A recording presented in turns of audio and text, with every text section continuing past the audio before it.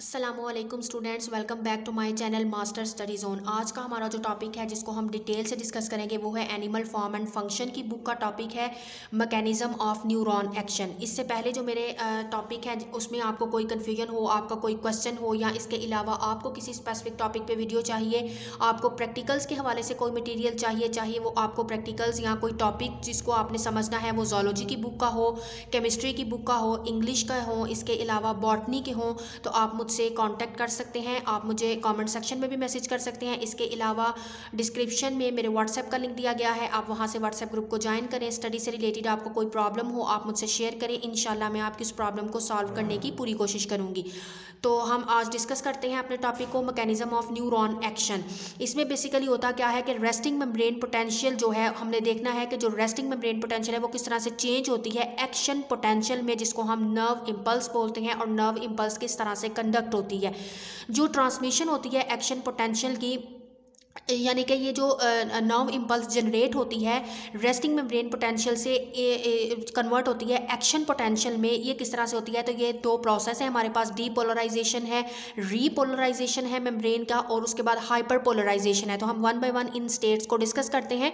और first of all देखते हैं कि डीपोलराइजेशन क्या है। जब मेम्ब्रेन अपनी पोलैरिटी को लॉस करती है, इस कंडीशन को हम डीपोलराइजेशन कहते हैं। और इसमें ये होता है कि नर्व इम्पल्स जो है वो कंडक्ट होती है जब एक्शन इलेक्ट्रिकल पोटेंशियल चेंज होता है। और एक ऐसा स्टिमुलस, यानी कि मिनिमम क्वांटिटी में मिनिमम इंटेंसिटी का स्टिमुलस जो कि नर्व इम्पल्स को इनिशिएट करवाता है, उसको हम कहते हैं थ्रेशहोल्ड स्टिमुलस। जैसे ही मेम्ब्रेन को थ्रेशहोल्ड स्टिमुलस मिलता है, उसकी मेम्ब्रेन की परमेबिलिटी में चेंजेस आते हैं, आयंस जो हैं वो उनकी चेंजिंग्स होती हैं, ion rapidly inward and outward move करते हैं। तो सोडियम आयन जो है वो इस पॉइंट पे उनकी परमेबिलिटी बहुत ज़्यादा इंक्रीज होती है, और सोडियम आयन जो हैं वो रश करते हैं इनसाइड ऑफ द मेम्ब्रेन। जो हमारे पास न्यूरॉन की जो मेम्ब्रेन होती है उसके अंदर वो इनसाइडली रश करते हैं, पोटेंशियल चेंज होता है यहाँ पे 70 मिली वोल्ट से वो जाता है टूवर्ड्स ज़ीरो, और इस कंडीशन को कहते हैं डीपोलराइजेशन। डीपोलराइजेशन के दौरान ऐसा होता है कि सोडियम जो है उनके पास कुछ स्पेशल गेट्स होते हैं, वो ओपन हो जाते हैं और सोडियम आयन जो है वो रश करते हैं inside the plasma membrane. Basically ions जो हैं वो एक्सचेंज हो रहे होते हैं जो है न्यूरॉन्स के अंदर और बाहर की तरफ जो है ये आयंस की तब्दीली होती है। तो ये जो गेट्स होते हैं, सोडियम चैनल्स, वो ओपन होते हैं क्विकली और सोडियम आयन रश करते हैं inside of the neurons.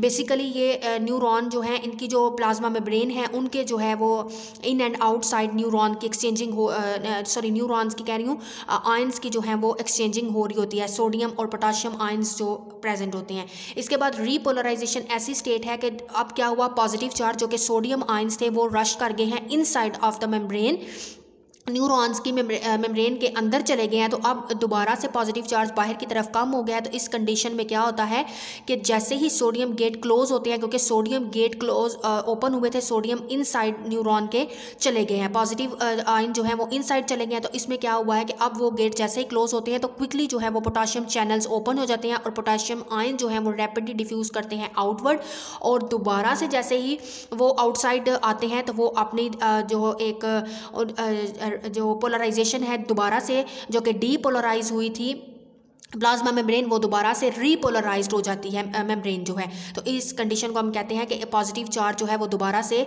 Outside की तरफ दोबारा से गेन हो गया है। एक नेक्स्ट कंडीशन आती है हाइपर पोलराइजेशन की। ये न्यूरॉन की ऐसी स्टेट है जिसमें नेगेटिव चार्ज जो है वो ज़्यादा से ज़्यादा डेवलप होता है अंदर की तरफ एज़ कम्पेयर टू आउटसाइड। इनसाइडली जो है नेगेटिव आयन ज़्यादा हो जाते हैं। इस कंडीशन में क्या होता है कि लार्ज नंबर में पोटाशियम आयन जो है वो रश करते हैं और मोर नेगेटिव आयंस जो हैं वो डेवलप हो जाते हैं इनसाइड, और मोर पॉजिटिव आयन जो है वो आउटसाइड जो है वो ज़्यादा हो जाते हैं। इस कंडीशन को कहते हैं हाइपर पोलराइज्ड, यानी कि इस कंडीशन में मेम्ब्रेन जो है वो हाइपर पोलराइज्ड हो जाती है और मोर एक्शन पोटेंशियल जो है वो अब इस इंटरवल ऑफ टाइम पे मोर एक्शन पोटेंशियल जो है वो अकर नहीं होता इस टाइम, इस जो ब्रीफ टाइम पीरियड है, और इसको कहते हैं रिफ्रैक्टेटरी पीरियड, और इसको कहते हैं रेस्टिंग मेम्ब्रेन पोटेंशियल जो है वो रीस्टोर्ड होता है इस पीरियड के दौरान। और न्यूरॉन जो है वो रीपोलराइज्ड होते हैं और रेडी होते हैं कि वो एक एन अदर इम्पल्स जो है उसको ट्रांसमिट करवा सके। इसके अलावा एक मिनिमम थ्रेशोल्ड जो है वो नेसेसरी होता है किसी भी एक्शन पोटेंशियल यानी कि नर्व इम्पल्स को जनरेट करवाने के लिए और इंक्रीज़ करवाने के लिए। स्टिमुलस की इंटेंसिटी जो है, जो स्टिमुलस की इंटेंसिटी है वो इंक्रीज़ नहीं करवाती है जो स्ट्रेंथ है एक्शन पोटेंशियल की। तो एक प्रिंसिपल है, उस प्रिंसिपल के अकॉर्डिंग जो एक्सॉन है, जब वो अगर एक्सॉन फुल पावर पे फायर हो या ना हो, इस कंडीशन को कहते हैं ऑल और नन लॉ।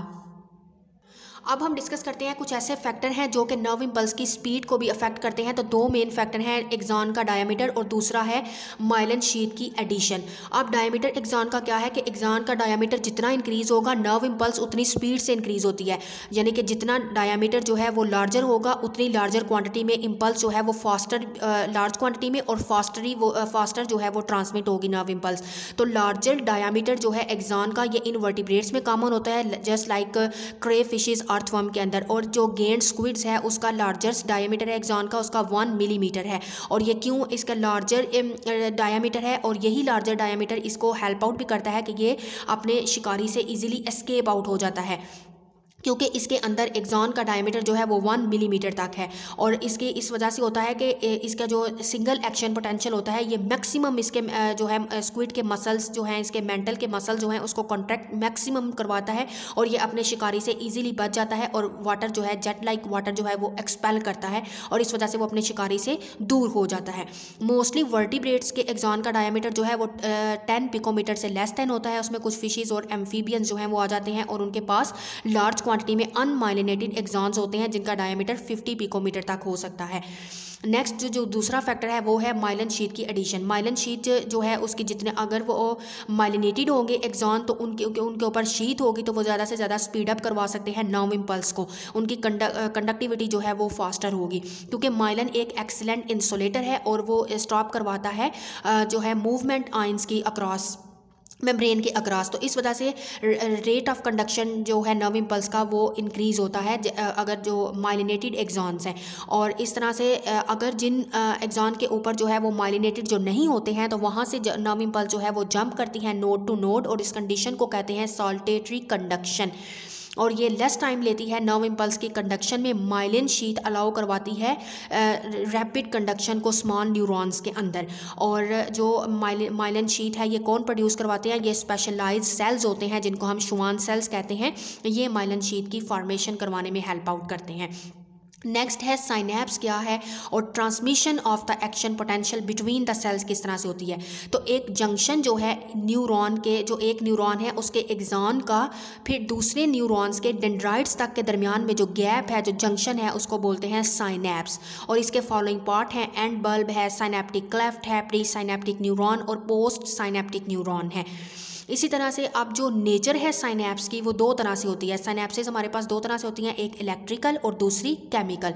इलेक्ट्रिकल साइनेप्स जो है इसमें पॉजिटिवली चार्ज आयन जो हैं वो एक न्यूरॉन से दूसरे न्यूरॉन्स तक मूव करते हैं और नर्व इम्पल्स जो है वो डायरेक्टली ट्रांसमिट होती है एक न्यूरॉन से दूसरे न्यूरॉन्स तक।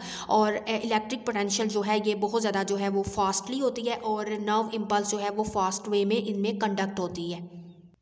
और इसके अलावा जो इलेक्ट्रिकल साइनेप्स है इसका एक बेनिफिट्स ये भी है कि ये मोस्टली कॉमन होती है फिशेस के अंदर और ये उनको हेल्प करवाती है कि वो अपने शिकारी से रैपिडली मूव हो जाते हैं।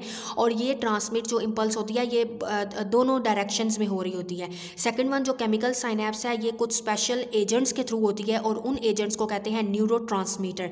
न्यूरोट्रांसमीटर स्पेशलाइज्ड एजेंट्स होते हैं, ये जो केमिकल हैं ये रिलीज़ करते हैं। न्यूरोट्रांसमीटर ही रेस्टिंग पोटेंशियल को चेंज करवाने में हेल्प आउट करते हैं by the pre synaptic membrane of the post synaptic cell तक, और ये क्रिएट करवाते हैं एक एक्शन पोटेंशियल नेक्स्ट सेल तक जो कि कंटिन्यूसली इम्पल्स को ट्रांसमिट करवाता है। अब मैकेनिज्म क्या होता है इन न्यूरोट्रांसमीटर का, जो स्पेशलाइज्ड एजेंट्स हैं जिनको न्यूरोट्रांसमीटर कहा जाता है, ये एक स्टिमुलेट करवाते हैं स्टोरेज वेजिकल्स को, जो कि जब नर्व इम्पल्स जो है वो एंड बल्ब तक पहुंचती है तो वहाँ पर ये स्टोरेज वेजिकल प्रेजेंट होते हैं जो इनको ये स्टिमुलेट करवाते हैं। ये वेजिकल्स कंटेन करवाते हैं केमिकल न्यूरोट्रांसमीटर को और ये वेजिकल फ्यूज़ हो जाते हैं न्यूरॉन की प्लाज्मा मेम्ब्रेन के साथ और ये वेजिकल रिलीज़ करते हैं न्यूरोट्रांसमीटर को।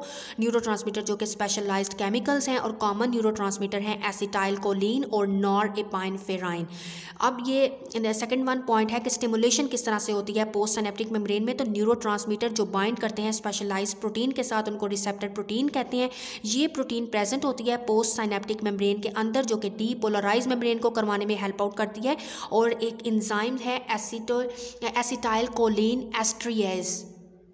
तो ये जो एंजाइम है एसिटाइल कोलिन एस्ट्रिएज, ये क्विकली इनएक्टिवेट करवाता है एसिटाइल कोलिन को। अगर ये एसिटाइल कोलिन को इनएक्टिवेट ना करवाए तो कंटिन्यूसली ये नर्व इम्पल्स प्रोड्यूस करता रहता है और वो कॉज करता है डिजीज़ को। जी स्टूडेंट्स, तो ये था आज का हमारा लेक्चर। होपफुली कि आपको समझ आ गई होगी। वीडियो आपको पसंद आए तो वीडियो को लेक्चर अच्छा लगा हो वीडियो को लाइक करें, ज़्यादा से ज़्यादा शेयर करें और मेरे चैनल को सब्सक्राइब करें ताकि इसी तरह के इन्फॉर्मेटिव लेक्चर्स आप तक पहले पहुंच सकें।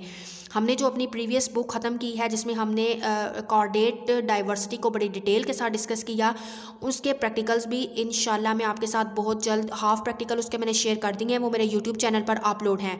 और हमने जो लास्ट वन अपना चैप्टर पढ़ा था मैमल्स का, उसके रिलेटेड प्रैक्टिकल्स भी मैं बहुत जल्द अपने चैनल पे अपलोड कर दूंगी। आप मेरे चैनल को विजिट करें और वहाँ से प्रैक्टिकल्स को के मटेरियल्स को आप देख लें कि किस तरह से आपने उनका मटेरियल लिखना है, किस तरह से आपको उन प्रैक्टिकल्स का जो है वो इजी वे में आपको मटेरियल वहाँ से मिल जाएगा। इंशाल्लाह हम अपने नेक्स्ट वीडियो में डिटेल से डिस्कस करेंगे इनवर्टिब्रेट के नर्वस सिस्टम को, कि उनके अंदर किस तरह से नर्वस सिस्टम जो है इनवर्टिब्रेट के अंदर डेवलप है और किस तरह से वो वर्कआउट करता है। तब तक के लिए अल्लाह हाफिज़।